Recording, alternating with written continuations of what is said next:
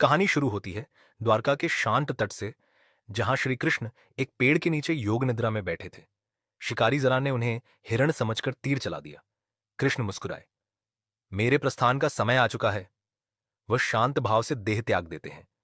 कृष्ण का अंतिम संस्कार होता है। सब भस्म हो जाता है, पर एक चीज नहीं, उनका हृदय। वह नीले चमकते हुए धड़कते पदार्थ में बदल जाता है और समुद्र उफन कर उसे अपने साथ बहा ले जाता है। लोग कहते हैं कृष्ण का हृदय अमर है। सालों तक यह रहस्य बना रहा। समुद्र की लहरें उस दिव्य पदार्थ को धीरे धीरे पूर्व दिशा की ओर ले जाती रहीं, जब तक वह नीलाचल के तट तक नहीं पहुंचा। मलवा के राजा इंद्रद्युम्न को रात में दिव्य सपना आता है। भगवान विष्णु कहते हैं, नीलाचल आओ, मेरा नया रूप तुम्हारा इंतजार कर रहा है। राजा समझ गए, यह केवल सपना नहीं, दैवी आदेश था। राजा ने मंत्री विद्यापति को जंगल भेजा। वह सब्री जनजाति के मुखिया विश्ववसु से मिले, जो एक गुप्त देवता नीलमाधव की पूजा करते थे। विद्यापति ने विश्ववसु की बेटी ललिता से विवाह किया और प्रेम के वश में ललिता ने उनकी आंखों पर पट्टी बांधकर उन्हें उस दिव्य स्थल तक ले गई। वहां नीलमाधव का अद्भुत रूप था।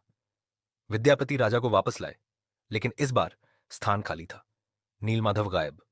विश्ववसु बोले, देवता जानते थे राजा आ रहे हैं, इसलिए वे स्वयं चले गए।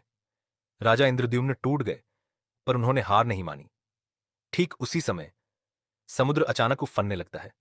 आसमान पर काले बादल और गर्जन के बीच किनारे पर एक विशाल चमकती हुई लकड़ी आकर गिरती है। उस डंडे से तेज रोशनी निकल रही थी, जैसे उसके अंदर कोई धड़क रहा हो।